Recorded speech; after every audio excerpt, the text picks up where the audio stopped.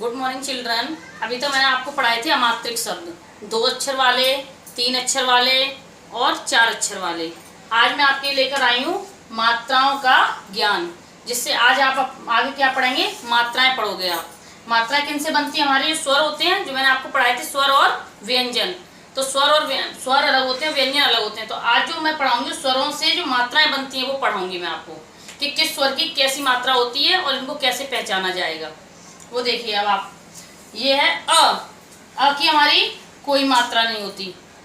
जैसे कि हम आ होगा तो हम कैसे पढ़ेंगे, क ख ग, इस तरीके से।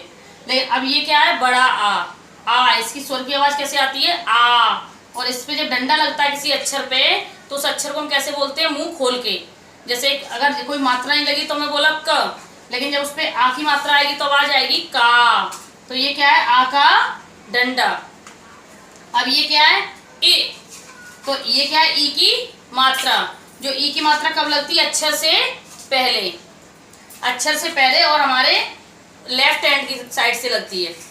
तो ये क्या है, छोटी की मात्रा। इसकी आवाज कैसे आएगी, जब हम इसको का पे लगाएंगे तो आवाज आएगी के, खा पे लगाएंगे तो आवाज आएगी खे।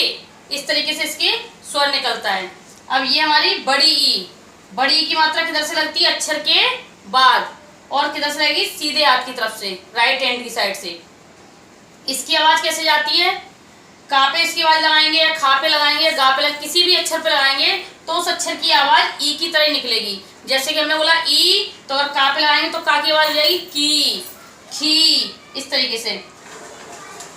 ये है छोटा ऊ। छोटे ऊ की मात्रा किधर लगती है, हमारे ऊपर आसमान की तरफ। तो इसकी आवाज कैसे आती है, कु, खु।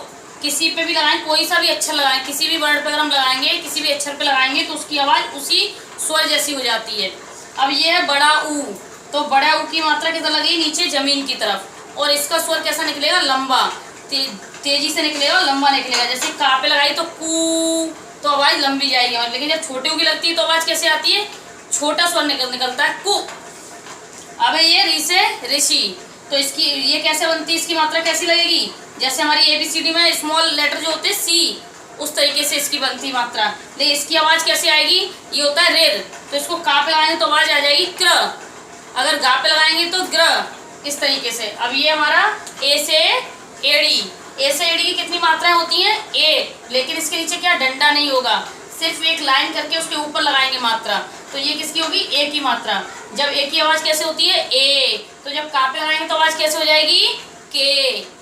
ये कौन सी है, बड़ी है। बड़ी है की कितनी मात्राएं हो गई, दो मात्राएं होती है। इसकी आवाज आती है अय।